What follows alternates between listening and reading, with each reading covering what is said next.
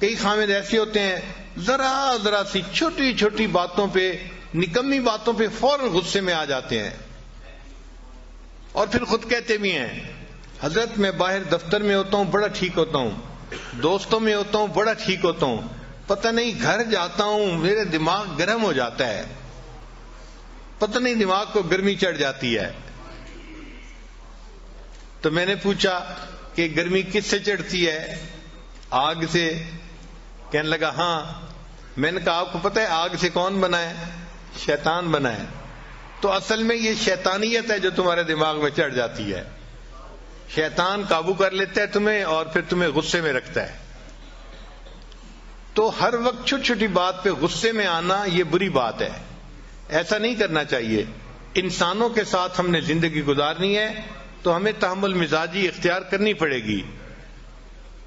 جو ہمارے مزاج ہے، تو میرا تجربہ تو یہ ہے کہ ہمیں فرشتوں کے ساتھ رہنے کا موقع ملے تو ہمیں تو ان سے بھی گلے شکوے ہونے شروع ہو جائیں کہ یہ بھی اچھے نہیں ہیں۔ ہم اتنے جو ہیں وہ نازک مزاج لوگ ہیں، چھوٹی چھوٹی نکمی باتوں پہ شکوہ کرنا یہ بری بات ہوتی ہے۔ نبی علیہ السلام کی مبارک زندگی کو دیکھیں، آپ اپنے گھر کے اندر عورتوں کے ساتھ اتنا محبت پیار سے رہتے تھے کہ اپنی بیویوں کو خوش رکھتے تھے۔ نبی علیہ السلام نے فرمایا خیرکم خیرکم لأہلہ، تم میں سے سب سے بہتر وہ ہے جو اپنے اہل خانہ کے لیے بہتر ہو، وَأَنَا خَيْرُكُمْ لِأَهْلِي، اور میں تم سب میں سے اپنے اہل خانہ کے لیے سب سے بہتر ہوں۔ یعنی اپنی مثال بتائی کہ میں سب سے بہتر ہوں اپنے اہل خانہ کے لیے۔ ایک مرتبہ نبی علیہ السلام اپنی ایک زوجہ کے ہاں تھے، اب دوسری زوجہ نے کوئی کھانا بنایا تو کھانا اچھا لذیذ تھا، ان کا جی چاہا کہ نبی علیہ السلام بھی یہ کھانا کھائیں۔ انہوں نے ایک مٹی کے پیالے میں وہ کھانا ڈال کے تو غلام کے ہاتھ بھیج دیا نبی علیہ السلام کی خدمت میں۔ تو نبی علیہ السلام تو دوسرے گھر تھے، جب وہاں کھانا لے کے وہ بندہ آیا تو اس نے کھانا پیش کیا، تو نبی علیہ السلام نے عائشہ صدیقہ عنہا کو فرمایا کہ اچھا آپ یہ کھانا لے لو۔ اب ان کو طبیعت کے اندر ناگواری محسوس ہوئی کہ میری باری کا دن ہے تو کھانا بھی مجھے سرو کرنے کی اجازت ہونی چاہیے۔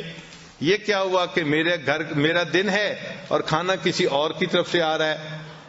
چنانچہ انہوں نے کھانا جو پکڑا تو اتنا بے دلی کے ساتھ کہ جیسے انسان ادھورے من سے کوئی کام کرتا ہے، اور وہ پیالہ زمین پہ گرا اور ٹوٹ گیا۔ اب ذرا سوچیں کیا سین ہوا ہوگا کہ کھانا جو لے کے آیا تو وہ پیالہ ہی ٹوٹ گیا، کھانا بھی نیچے گر گیا۔